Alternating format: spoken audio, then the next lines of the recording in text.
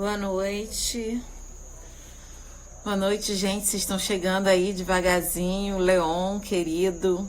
Hoje eu achei uma foto minha com você. Depois eu te mostro. Boa noite, Max. Chegando aí a galera devagar. Hoje a gente vai fazer a nossa live aqui pelo Instagram e também pelo Facebook. E hoje o papo que a gente vai ter é não só com relação ao dia de hoje, né, 17 de maio, né, lembrar que há 30 anos, né, a Organização Mundial de Saúde retirou a homossexualidade da lista, da lista internacional de doenças, né? Importante a gente falar que a homossexualidade é uma expressão concreta, saudável da sexualidade humana, como me ensina sempre Ranieri, Mayara Fafini, enfim, todos aqueles e aquelas que compõem o nosso mandato, que são LGBTQI+, então a gente precisa não só falar desse dia, mas falar também das nossas iniciativas nesse sentido para garantia da dignidade humana. Então, mandar um beijo aqui para a galera de Girassol, para o João.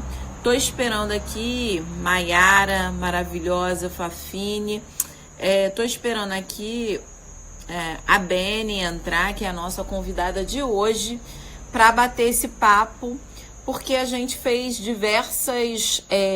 teve diversas iniciativas da mandata, de projetos de lei, enfim, para garantir a dignidade humana da população LGBTQI+, e a gente acha super necessário bater esse papo no dia de hoje, um dia muito simbólico. Mas também não deixando aí de falar da situação absurda que a gente está vivendo, né? Em termos da política nacional, mas também da política, da política municipal, da política estadual, né? Hoje a gente teve aí a confirmação da exoneração do secretário de Saúde, Edmar Santos, né?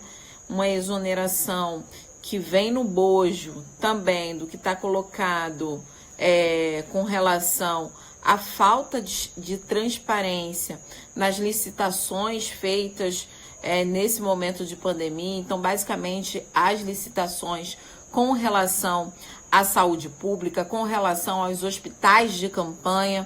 Então, a gente está acompanhando muito de perto isso. A gente assinou, enquanto bancada, a CPI que está investigando, a CPI que a Alerj suscitou para investigar todo o processo de licitações pouco transparentes feitas até esse momento pela Secretaria Estadual de Saúde, e o quanto que isso tem já prejudicado até no recebimento, enfim, de respiradores, né? Vocês acompanharam que a Secretaria Estadual de Saúde comprou muitos respiradores e os poucos que chegaram ainda chegaram com defeito ou inadequados para ser utilizado na questão do coronavírus. Então, a gente tem aí uma situação muito absurda de gestão pública, né? E essa gestão é feita pelo governador Wilson Witzel, então a gente precisa cobrar dele não só mais transparência, mas uma gestão que possa ser eficaz nesse momento de coronavírus, né? A gente vê, por exemplo, e traz isso com muita preocupação, que ocorreu no Complexo do Alemão, na sexta-feira, uma operação policial que deixou 13 pessoas mortas, enquanto nesse momento a nossa prioridade, a prioridade do governo Witzel, deveria estar levando para a favela água, deveria estar levando alimento, deveria estar levando ali dignidade humana, e o que leva é exatamente operações policiais, não operações sanitárias, enfim, médicas, hospitalares, que a favela tanto necessita nesse momento, mas a gente tem aí uma situação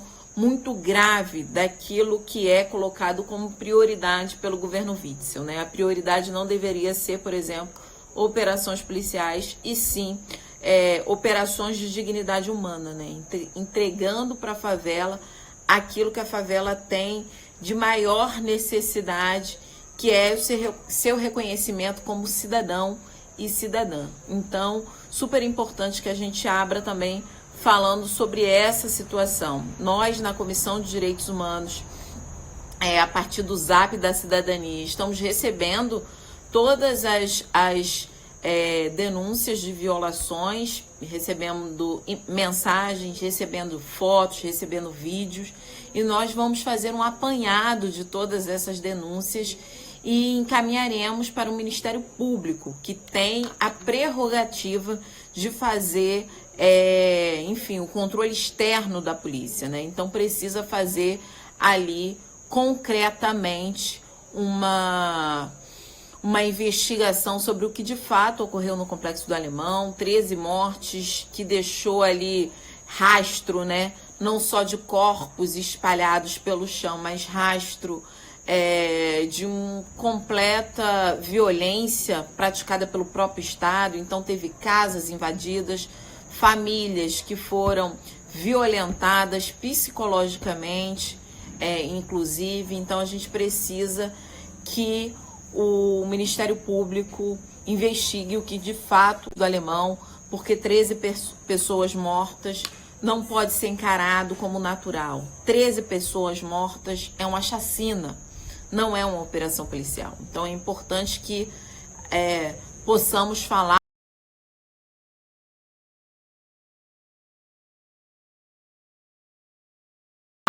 o quanto que essas pessoas estão numa fragilidade enorme diante do que está colocado com relação ao coronavírus. Então, repudiar com veemência a operação policial feita no Complexo do Alemão, que deixou 13 corpos espalhados pelo chão do Complexo do Alemão.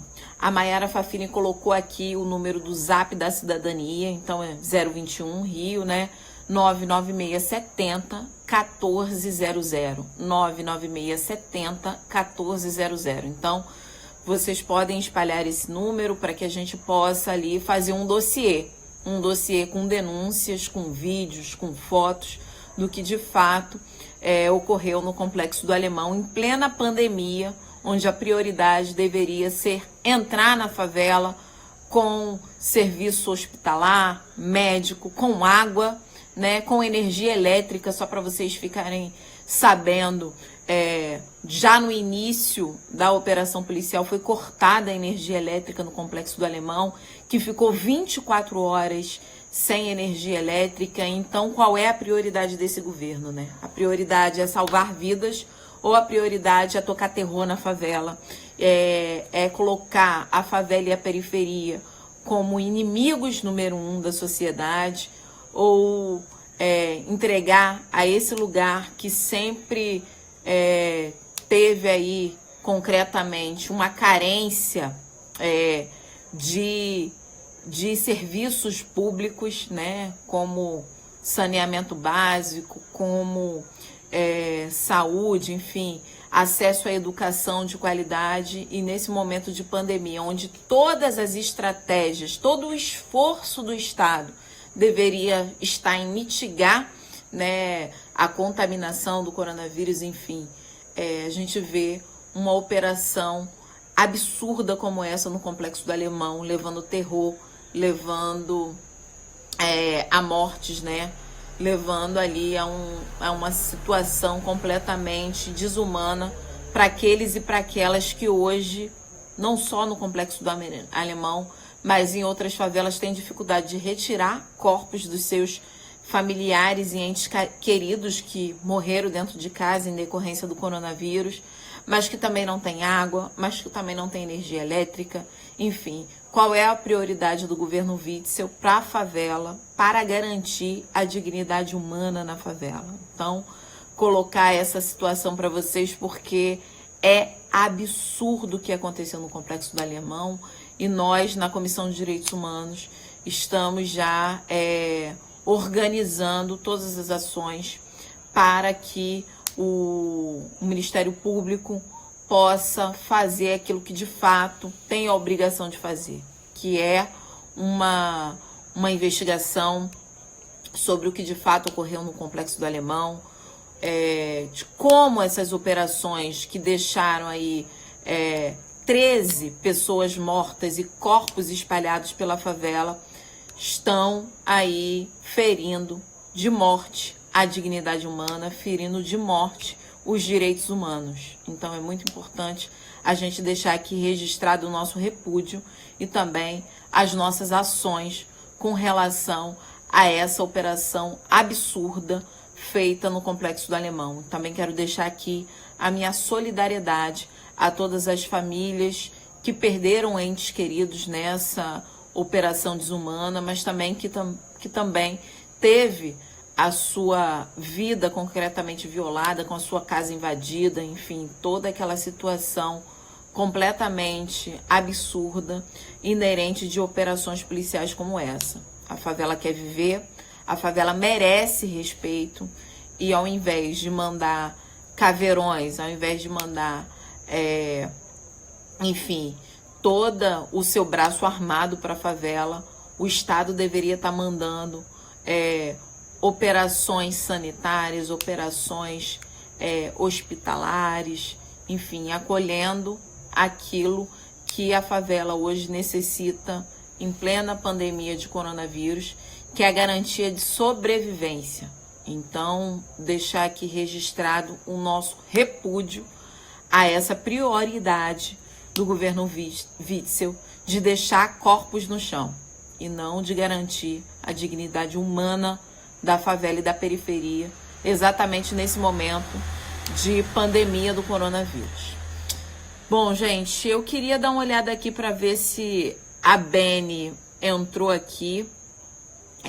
Não consegui ver. Beni, entra aí.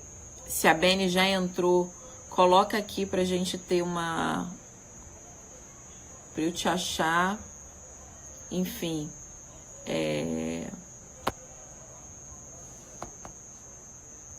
Não tô conseguindo achar a Beni. Não sei se ela já entrou. Beni.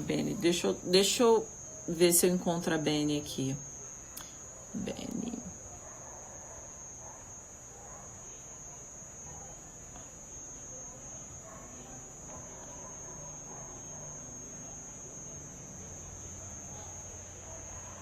Beni. Ah, ok. Beni, dando para entrar aqui no nosso... Ué, gente, o que ocorreu? Ué? O que tá acontecendo? Gente, eu acho que eu já fiz o convite para Beni. Tô esperando ela entrar. Beni, dá uma olhada aí. É só você aceitar o convite, Beni. Bom, então, hoje a nossa convidada é a Beni Brioli. Olha ela aí, chegando, maravilhosa. Beni, querida, obrigada por ter aceito o nosso convite. Super importante nesse dia 17 de maio, abrir aqui falando para as pessoas que a gente só tem 30 anos, né, que a Organização Mundial de Saúde retirou a homossexualidade da lista, enfim, internacional de doenças. E o quanto que isso enfim, 30 anos é um período muito curto, e o quanto que a gente ainda tem muito para avançar no debate de dignidade humana da população LGBTQI+.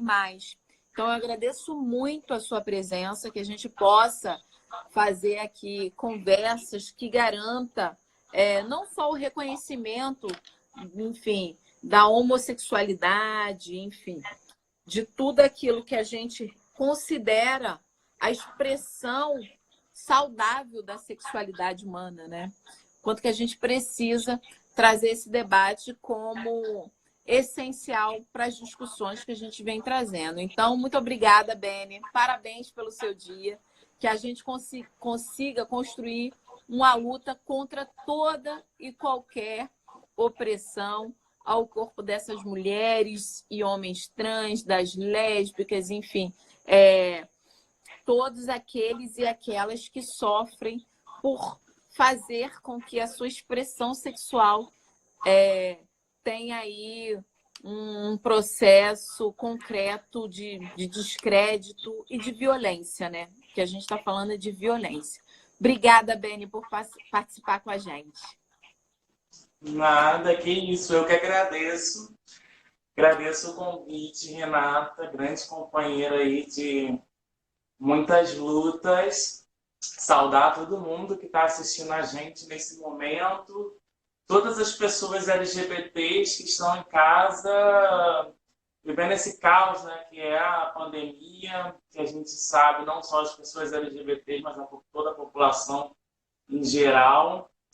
E esse dia de hoje é um dia muito importante, assim, Renata. Ele alimenta o fomento de muitas lutas, de muitos movimentos sociais, de muitos processos históricos na luta de combate à LGBTfobia, né? A gente vive num país que, inclusive, agora, nesse momento que a gente vive de isolamento, que a gente vive na pandemia, as desigualdades socioeconômicas que afetam concretamente a vida das pessoas LGBTs, elas estão cada vez mais nítidas. Mas isso em alguns setores de vulnerabilidade social e econômica, né? Então, saudar esses movimentos honrados, maravilhosos, que ajudaram que hoje eu pudesse estar aqui levando esse papo bacana contigo. A gente falar do combate à LGBTfobia no Brasil, a gente está falando de muito sangue, né? Muito sangue que foi derramado, muitos corpos que foram violados, muitas vidas interrompidas, mas também estamos falando de muita alegria e muita esperança, muito afeto, muito acolhimento, muita gente que se uniu em prol da defesa do que é, de poder expressar a sua identidade de gênero da forma como deseja, de poder expressar com nitidez a sua orientação sexual em diversos campos, mas não só isso. Para que o Estado, o governo, para que as políticas públicas possam dar conta da existência desse corpo, né? Eu sempre falo sobre isso, isso é muito importante. Existe um corpo, esse corpo está ali. Esse corpo é um corpo de uma pessoa trabalhadora.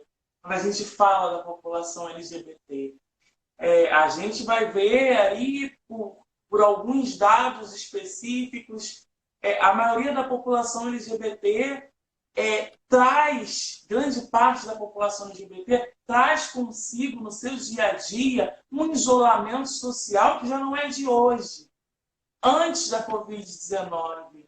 Isso é importante, sabe, para a gente poder refletir. Eu estava conversando esses dias com uma liderança aqui de Niterói, do movimento LGBT, e a gente já, né, há anos vem fazendo essas conversas do quanto que a gente busca tirar, né, da linha, socialmente falando, por uma série de elementos, essas pessoas da zona ali do visto como ser marginal, como ser que deve ser isolado, como ser que deve ser tratado num determinado canto social, né? Isso vai se refletir muito nas questões de classe, de raça e uma série de composições que vai dar, né, a existência àquele corpo. E isso é muito importante a gente falar sobre isso, sabe? Que essas pessoas, a maioria delas, ainda estão no trabalho de telemarketing, ali escondido, atrás de um telefone que ninguém vê o rosto, e passam por uma série de questões, não só econômicas, mas questões emocionais, assédios, uma série de elementos. E entender que dia 15 agora, né? Dia 15 foi anteontem, foi dia do orgulho de ser travesti e transexual, né? E a gente, né, fez questão de parabenizar essas pessoas com muita ênfase, sabe? Porque estar no Brasil, no corpo de uma pessoa travesti, transexual, é viver ali, sabe, numa zona direta de confronto. O país que mais assassina pessoas travestis e transexuais no mundo. Agora, durante o processo de quarentena, segundo dados da ANTRA, aumentou 13% a violência com pessoas travestis e transexuais. Morreram 26 pessoas trans no mês passado. E isso traz algumas evidências muito concretas quando a gente vai pensar em alguns formatos de se pensar, de viabilizar políticas públicas para a população LGBT em si. E isso a gente vem pensando. Exatamente. Quando você está falando de políticas públicas, desculpe te interromper, Beni, mas é porque eu fiquei aqui pensando. Você falou da saúde mental, né? Hoje, pelo Twitter, né? No dia aí de combate, né? À LGBTfobia, Dia Internacional de Combate à LGBTfobia, a gente vê o quanto que a saúde mental da população LGBTQI+, ela está fragilizada, ainda mais nesse momento de coronavírus, de pandemia global. Eu vi no meu Twitter um homem trans chamado Demétrio, que eu não conhecia, mas que ele retirou a sua própria vida, e o quanto que isso tem a ver com cuidado, né? Um homem trans negro que tinha todas as dificuldades já colocadas para aquilo que representa a nossa juventude negra, e ainda mais com todo o preconceito e discriminação que a gente tem na nossa sociedade com relação à população trans. Então, deixar aqui a minha solidariedade aos amigos e aos familiares do Demétrio, e que a gente possa, não só nesse dia de combate contra a LGBTfobia, olhar para a população LGBTQI+, de uma maneira completa, né? E totalizante, que é desde a sua saúde mental, o seu acolhimento, mas também o quanto que a gente precisa falar, por exemplo, de políticas públicas de empregabilidade, né? Nós apresentamos um projeto de lei que fala em resguardar pelo menos 5% das vagas das empresas que hoje recebem incentivos fiscais que possam ser destinados à população trans, porque a gente sabe também que, como você mesma começou dizendo, a dificuldade de encontrar emprego ele é enorme.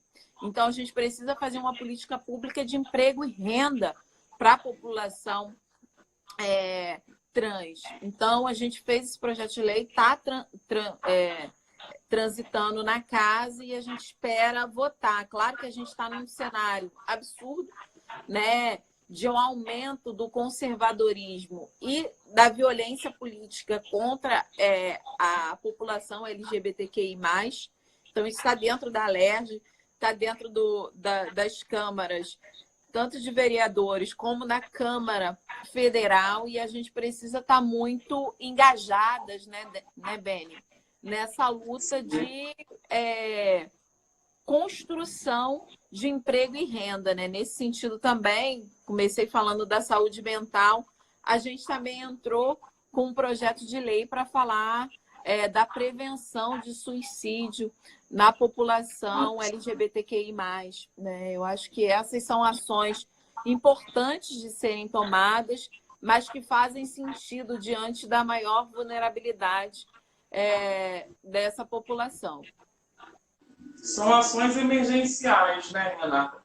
Quando a gente fala da saúde mental da população LGBTQI+, no Brasil, e no estado, isso se reflete de forma concreta no estado do Rio de Janeiro, a gente está falando de pessoas que são analisadas pela expressão do seu corpo no mercado de trabalho, pessoas que são analisadas pelo que se reflete no seu corpo diante de um estado que a gente vive totalmente patriarcal, misógino, LGBTfóbico, e isso se expressa no formato de sociedade. Está falando dessas pessoas, né? Pessoas que a vida e todos os meandros dela é um não todos os momentos, né, para esses corpos.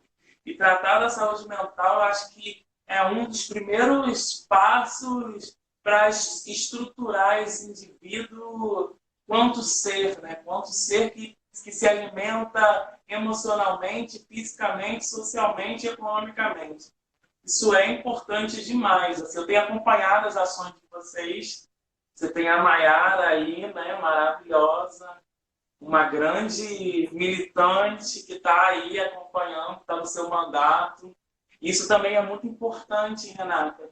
A gente entender a construção efetiva da política pela sua narrativa, pelo seu lugar de fala. Eu acho que você traz muito isso, né? Quanto mulher negra, você tem muito dessa pegada de se preocupar, de construir junto e não para, né? Isso são coisas essenciais, assim. Acho que a gente tem caminhado de uma forma muito bonita, a gente tem muito a construir. E eu acho que essa rede de acolhimento, de afeto, vai trazer algumas garantias para a gente efetivar, né, uma nova construção de uma política diferente para não acolher a população LGBT, sabe? A gente fala de acolhimento, acolhimento, não só acolhimento, mas para dar uma estrutura de vida, para que seja tratado e tratada quanto cidadão e não diferente dos demais, assim. Isso é uma reivindicação forte que vem partindo de muito tempo do movimento social. Mas tem uma coisa muito boa, muito importante também, da gente, hoje, né, a gente poder estar dialogando, falando com as pessoas, a importância das pessoas que hoje têm uma preocupação, que acompanham a gente, que querem mudar a velha política, que querem reconstruir uma política diferente de direitos humanos ao nosso lado, de querer participar, mas de uma forma mais concreta quando a gente fala das iniciativas de políticas para a população LGBT. Porque a maioria dos profissionais de saúde, a maioria dos profissionais de assistência, a maioria de diversos profissionais que vão construindo diversos setores na sociedade, eles precisam ter uma consciência, uma noção efetiva do que representa aquele corpo, da passagem daquele corpo por ali. Gosto muito de falar sobre isso, que a gente faz o essencial, que é a luta, que é ali estar brigando por políticas públicas, mas a conscientização social também é um elemento muito bonito e muito forte, que agrega muito na luta das pessoas, né? Hoje tem muita gente LGBT em casa e a gente acompanha que o índice de pessoas LGBTs que são expulsas de casa antes do isolamento social já estava crescendo e já eram índices alarmantes. De expulsão do espaço escolar, né, que são chamadas evasões escolares, que na verdade não são evasões. A gente tem um sistema educacional que é um sistema que exclui essas pessoas, e aí no Rio, nitidamente, né, com Marcelo Quisela, a gente vê como é que isso tem sido cada vez mais assustador sobre os corpos das pessoas LGBTs. E acho que a gente tem feito essa consciência um pouco para além do que a gente imaginava, esperava. Isso tem surgido um bom efeito, né, Ana? Sem dúvida. Eu acho que, Beni, quando você traz a nossa responsabilidade de construir junto e não para apenas, é fundamental. É um orgulho para a gente ter a Maiara Fafini, ter o Ranieri, ter a Bel, ter a Flavinha, enfim, que pensam e constroem a política LGBTQI+, da nossa mandata, é importantíssimo. Inclusive, Mayara estava me lembrando aqui, a gente apresentou uma série de projetos nessa semana, justamente para celebrar o dia, enfim, o dia da visibilidade trans e travesti, que foi na sexta-feira. A gente apresentou uma série de projetos na Alerj, entre eles está o uso de banheiros públicos para, enfim, trans e travestis de acordo com a sua identidade de gênero. A gente viu há pouco tempo acontecer lá em Manaus de uma trans ser carregada, assim, ser maltratada, violentada, expulsa de um shopping center, carregada de um banheiro. Então, assim, a gente vê o quanto que... E as pessoas aplaudiam aquela violência. Então, assim, isso é muito duro. Então, a gente apresentou esse projeto de lei. Temos outros projetos de lei também. Um é sobre, enfim, infração administrativa com relação à LGBTfobia nos estádios, que a gente sabe que isso ocorre, que é um foco ali de uma masculinidade daquele tipo, né? E que gera tanta violência quanto. Então, a gente fez esse projeto de lei também. Também tem um outro projeto de lei de direito das famílias homotrans afetivas de serem inseridas aos programas sociais, né? Porque acabam que não são inseridas, né? Como se não existissem. Então, a gente fez esse processo, vários projetos de lei para que a gente possa construir. A Bel está aqui mostrando, também falando dos demais da nossa equipe. Eu falei aqui o nome da nossa equipe, que basicamente constrói o nosso grupo de gênero. Mas tem outras pessoas em outros lugares que não só no grupo de gênero, como o Caio, que é da comunicação, o Seymour, que é, enfim, da nossa equipe de negritude, a Marina Iris, que também é da nossa comunicação, enfim, Dejane, nossa coordenadora, enfim, pessoas que são LGBTQI+, que compõem e constroem a nossa mandata, e não só em temas relacionados a LGBTQI+. Isso que é importante, assim. A nossa mandata, ela conseguiu também construir uma forma de integração real e oficial, né? Por exemplo, a Mayara Fafini faz uma mulher trans maravilhosa que você conhece, faz um trabalho excepcional na questão do acolhimento psicológico, né? A gente precisa disso, principalmente ali na Comissão de Defesa dos Direitos Humanos. Então, a Mayara está me lembrando aqui que também tem o nosso projeto de lei de nome nas lápides, né? Que ocorre essa mulher, esse homem LGBTQI+, muitas vezes ele não quando, enfim, dá cabo da sua própria vida, como aconteceu com Demétrio, ou qualquer outra situação de violência, né, que leva, infelizmente, à morte dessas pessoas, que elas possam ter o nome social dela, o nome da identidade de gênero dela colocado na lápide, que não é qualquer coisa, pode parecer assim, muito mórbido, mas é um outro momento de despedida que a gente precisa respeitar a identidade de gênero dessa pessoa. Porque até na despedida ela não tem reconhecido a identidade de gênero dela, e isso é escandaloso. Isso acaba fazendo aquela que lutou durante toda a vida dela para ser reconhecida. No momento da despedida, ela é de novo violentada. Então, esse projeto também das lápides é importante. E Mayara continua lembrando aqui, o direito de pessoas trans nas enfermarias, enfim. A gente tem mais de uma dezena de projetos de lei destinados exatamente para a população LGBTQI+, porque, como te falei, Beni, a gente tem uma construção que ela é real e ampla desse debate na nossa mandata. Então, políticas públicas têm que sair daquilo que essa população sente na própria pele, né? Então, Eu acho que a gente está conseguindo caminhar por aí. E aí, Beni, eu queria te ouvir um pouco. Você estava colocando as questões relacionadas à fragilidade dessas pessoas ainda agora no momento de pandemia. Como é que está isso, assim? Quais são as gente? A gente hoje, por exemplo, tem dificuldade de mapear as mulheres em violência. Você imagina como é que mapear a população LGBTQI+, em situações de violência no momento de pandemia? Me conta um pouco como é que está isso. Então, aqui, falar um pouco aqui por Niterói, que a preocupação surge muito a partir dessa demanda, né? As mulheres, nesse momento de pandemia, principalmente as mulheres que vão passar pelo recorte de classe, de raça, que estão nas favelas, nas periferias, nesse momento são mulheres que sofrem mais violência do que antes, assim. E nasce essa preocupação da gente a partir da demanda dos movimentos sociais, né? E faço parte do movimento Orgulho Luta Trans aqui em Niterói.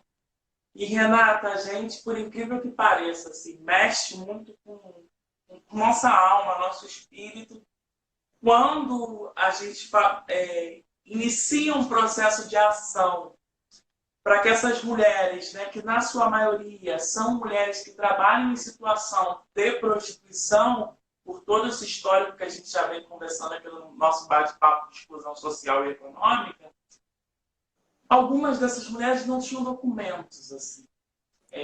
Para a gente ver o tão perverso o sistema é com esses corpos, que como pode, né, a gente vai fazer a nossa reflexão, não só política, mas quanto ser humano dentro de casa, a gente para pensar, como pode?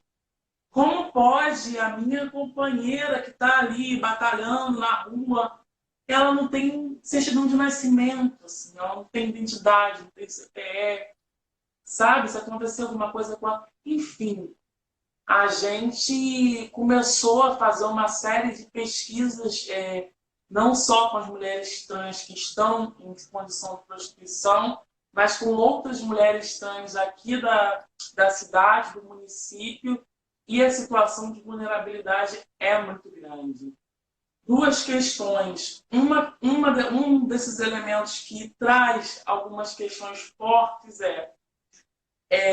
o condicionamento de gênero dessas mulheres fazem com que a dificuldade pelo sistema transfóbico, misógino, dessas mulheres tenham acesso às políticas de segurabilidade social. Isso já antes desse processo. E para acessar agora, a dificuldade torna-se maior. E a gente começou uma rede de, como tem no Brasil, no estado de Janeiro, no Brasil afora, rede de solidariedade com essas pessoas, para essas mulheres transexuais, travestis, e pensar, né, o que a gente faz, acho que passos importantes, o que a gente faz a partir da pandemia, vai acabar a quarentena, vai acabar a pandemia, uma hora vai acabar, e isso traz para a gente algumas reflexões de passos que a gente tem que dar políticos, que eu, com muita sinceridade, alguns deles eu não consegui enxergar antes. Assim. A vulnerabilidade, a Covid-19, a pandemia, chega com tanta força nos setores mais precarizados, com menos questões de assistência, que deixa evidente todas as cicatrizes, todas as marcas, todas as feridas históricas que até a gente militante talvez não consiga enxergar algumas dessas deficiências. Deixou ali exposto, esse corpo está ali dessa forma, esse corpo não é tratado como gente, esse corpo não tem documentação, esse corpo está à mercê do Estado, esse corpo não existe, aquele ali que está ali no campo. E isso mexe assim, com a forma, inclusive, de a gente pensar e como que a gente vai reorganizar um processo político para dar conta da vida dessas pessoas, sabe? Porque é isso, é vida. E é vida que se sente, vida que come, que se alimenta, que respira no mesmo ar de que toda uma população, um conjunto como um todo, e a gente ainda tem o alimento do ódio, sabe? A gente vê isso, quanta excitação do ódio, da marginalização do corpo das pessoas LGBTs, quantos processos de retrocesso, inclusive, que faz com que esse rapaz e outras pessoas LGBTs nem cabam na sua própria vida. Porque quando existe uma política que dissemina o ódio contra determinado corpo, aquela política é uma política, como você mesma sempre diz, é uma política genocida, é uma política que mata, que chancela aquele determinado corpo. E essa experiência assim, tem mexido muito comigo, já mexia comigo um pouco, que ser militante do movimento trans, do movimento LGBT, é uma coisa muito forte assim, para mim, mas tem mexido de uma forma muito grande, assim, do olhar, né, para com os mais vulneráveis. Eu tenho acompanhado e visto também isso em algumas lives, alguns posts que você tem feito aí sobre as pessoas de favela, as pessoas negras, o quanto que isso tem mexido com a gente, né, a partir dessas demandas que expõem mais a situação e a realidade das pessoas. Exatamente. Eu acho que isso que você está trazendo, Beni, da, enfim, das nossas fragilidades, né? Também que ficam mais evidentes, né? Toda a desigualdade social, toda a desigualdade de gênero, raça e classe estão colocadas, né? Quando a gente consegue observar que essas desigualdades elas sempre ocorreram, né? Mas o quanto que elas se tornam visíveis, digamos assim, para aqueles e para aquelas que ignoravam esses temas, né? Porque quando você vê todos os meios de comunicação tratando desses temas, ao mesmo tempo que parece que os meios de comunicação não sabiam que isso existia, né? É muito louco isso, né? A gente sempre teve na linha de frente da denúncia, de colocar, olha, são essas pessoas que são as pessoas que estão morrendo na nossa sociedade. Quando a gente fala da nossa juventude negra, né? De cada 10 homicídios no Brasil, 7 são de jovens negros, moradores de favela, periferia. Quando a gente olha para o cárcere, e que lá também está colocado 70% de jovens negros de favela e periferia, o quanto que a política... E eu falava na sexta-feira com a Laura Carvalho, né, economista, que traz todo um debate sobre isso, e ela colocou engraçado, né, Renata? Porque nesse momento que os liberais querem o Estado mínimo, né? Então, quer que o Estado não faça investimentos em saúde, em educação, porque eles querem mercantilizar a saúde, mercantilizar a educação, eles querem Estado máximo no controle dos corpos, né? Então, é o Estado que cuida e gera um maior encarceramento. É o Estado que vai fazer com que uma política pública seja genocida como essa que está colocada no Estado do Rio de Janeiro. Então, o Estado é mínimo para aquilo que dá condições de vida das pessoas, mas ele pode ser máximo naquilo que se revela como uma violação da dignidade humana. Então, a gente tem que lidar com essas dicotomias, com essas construções da não política, né? Porque a política deveria ser a busca de uma construção social que revelasse a possibilidade concreta de transformação na sociedade, né? E, na verdade, ela se revela como a manutenção de uma sociedade extremamente desigual e desumana. Então, é importante que a gente coloque isso nas nossas reflexões.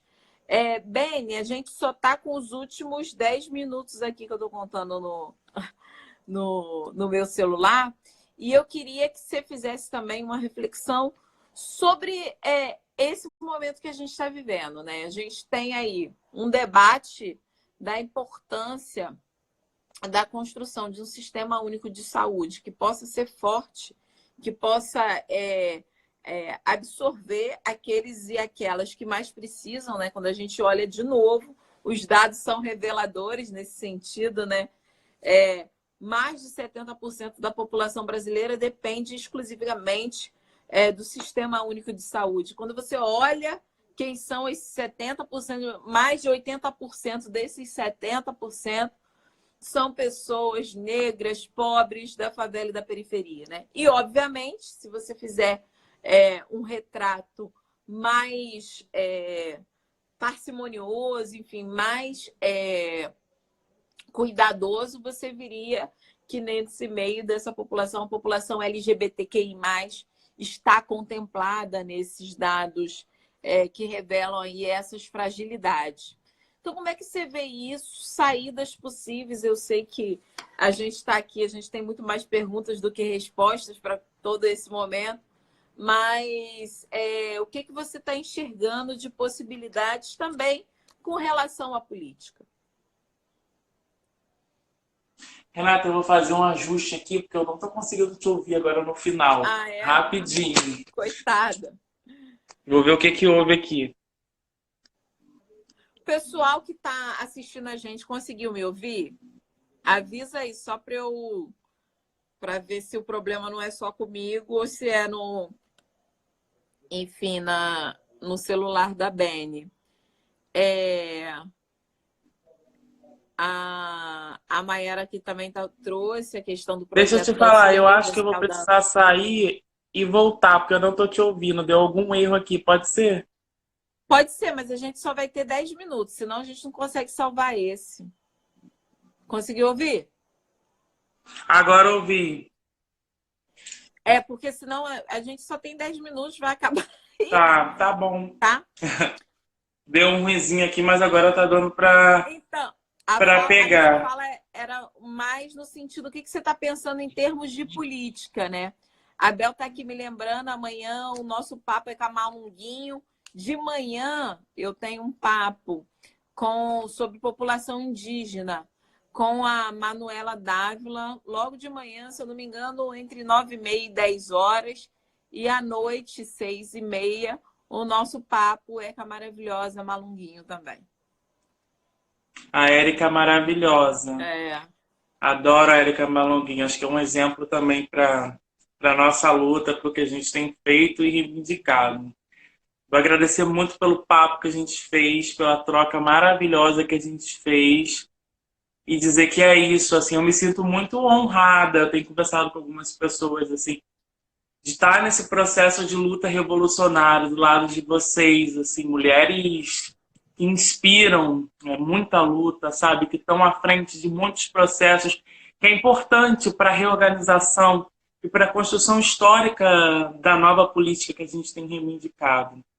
Eu fico muito feliz de dizer que a gente vai estar aí caminhando juntas por um bom tempo, não só, né, em prol da população LGBT, mas em prol das nossas raízes, de onde a gente vem, do nosso povo preto, de favela, da nossa essência que a gente traz, que é não só uma essência política que parte desse plano de terra, não, mas uma essência espiritual que conecta a gente com a nossa ancestralidade, que resgata a nossa identidade, a identidade de todos aqueles que vieram antes de nós, que passaram por aqui, que reafirmaram a luta que a gente tem reafirmado também aqui nesse chãozinho chamado Terra, chamado Rio de Janeiro, Brasil, Niterói. E é isso aí, vamos que vamos, sem esmorecer. Os tempos estão difíceis, mas juntas, com muita força, muita garra, a gente consegue chegar lá. É isso aí, Beni. Eu que agradeço a sua participação. Acho que você enriquece muito qualquer debate que a gente faça sobre a questão do LGBTQI+. Eu acho que toda a sensibilidade que você traz na sua fala e também vivência pessoal, né, no quanto que isso se transforma também em luta política e o quanto que é fundamental tê-la aí na mesma trincheira de luta, né? Agradeço muito. E só para te avisar para a Beni e avisar para a galera que está chegando aqui, que esse ao vivo vai ficar disponível também no nosso YouTube, né? Que é Renata Souza Pessoal. A gente tem feito lives, enfim, segunda, terça, sexta e domingo, né? A gente pulou os dias de plenário porque já estava ficando muito cansativo sair do plenário online, falar, não sei o quê, e ainda fazer uma live. Então a gente deu uma descansada porque a gente sabe que também autocuidado também é uma ação política, né, Beni? Eu acho que a gente tem que construir esses autocuidados, porque não dá também para a gente ficar numa ação e reação todos os dias aqui nas redes sociais, porque é um negócio que é um dispêndio de energia enorme, né? Ainda que a gente fique ansiosa, ainda que a gente fique nos colocando a fazer o debate, a gente sabe o quanto que isso é cansativo, aumenta toda a nossa ansiedade, mas também a gente sabe o lugar que a gente está ocupando, né, Beni? A gente precisa cuidar desse lugar com muita responsabilidade, mas sabendo também que a gente pode contar com companheiras como você, Beni, e com a luta que você traz, enfim. Então, nesse dia de luta contra a LGBTfobia, não só te agradecer, mas agradecer todos aqueles e aquelas que hoje se colocam na linha de frente contra a desigualdade de gênero. Então, muito obrigada, Beni. Um beijo enorme no seu coração. Foi um prazer, deu para matar um pouquinho da saudade que eu estou sentindo também de você aqui, podendo te ver nessa noite. Prazer foi meu, nega. Beijo. Vamos que vamos acabar isso aí. A gente se abraça, toma um café e vamos pensar as novas lutas. É isso, Beijão. querida. Um beijo enorme, um beijo.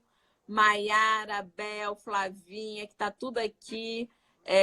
Ranieri, enfim, Cristiane. Ai, Lu. Tainá de Paula apareceu aqui. Sidney. Beijo em vocês, gente. Vamos seguindo juntos, seguindo na luta. Porque a gente sabe, a Márcia também chegou aqui, a Celinha, enfim. Tá uma galera boa aqui, Gabriel, Fatinha. Enfim, gente, vamos seguindo na nossa luta, seguindo porque esse momento vai passar e que ele passe e a gente se fortaleça também enquanto resistência e resistentes, né? Beijo grande, Beni. Obrigada, amore. Tchau, tchau, gente. Obrigada. E todas as nossas ações e iniciativas estão no nosso site, renatasouzapersol.com.br. Beijo grande, obrigada por ter ficado com a gente até agora. Tchau, tchau.